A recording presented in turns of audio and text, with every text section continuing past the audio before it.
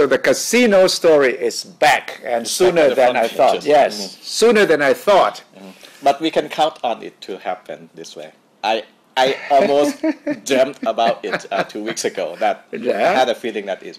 Why did you suspect that the casino or the so-called entertainment complex project would make a big return? Well, the first thing is that it's something that Kun Thaksin Shinawatra is crazy about. If we remember during his time as Prime Minister, yes, this is one of his pet project. Controversial. It never took off though. It took a strong opposition from Jamlong Simuang to stop it. Yes, but you mean Thaksin didn't learn the lesson that this very sensitive, controversial casino idea would run, flatly against the Buddhists. People would say this is a Buddhist country, and that you do not legalize gambling. Although we know that illegal gambling is everywhere. It's everywhere, yes. That's one of the key arguments for the legalizing casino, is that, it's already happening here in Thailand. But also there are people who are concerned about how to control it if we have a legal casino in Thailand, how to prevent students or poor people from being exploited. But how did this idea sort of surface from nowhere? Well, it didn't come from officially from the government or the cabinet. Apparently, this the director of the government lottery office, he took a group of reporters to Macau.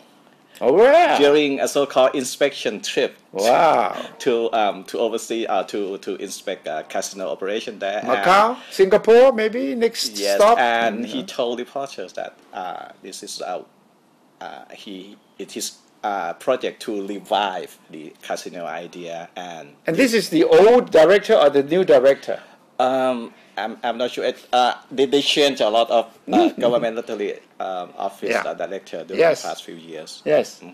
So this director must have felt encouraged by the fact that a change of government would mean a change of attitude towards the so-called entertainment complex. Yes, and he insisted that he will have a strong backing of the finance. But why Tung Kula Rong Hai in the northeast? Why the location there? Tung Kula Rong Hai is known to be the big, prairie, the big, huge deserted area where you cannot grow anything. But it's not true anymore. It's not true anymore. This is one of the key arguments against the setting up of entertainment complex in the area, because it's the old images no longer work anymore. It's a desert, and that you cannot grow anything. So why not put a complex there, make money, make commercial gain from it? But people are planting rubber trees, growing rice over there. People said that there's not a square inch of the Tung Kula Rong Hai that can be used on a commercial purpose like that. But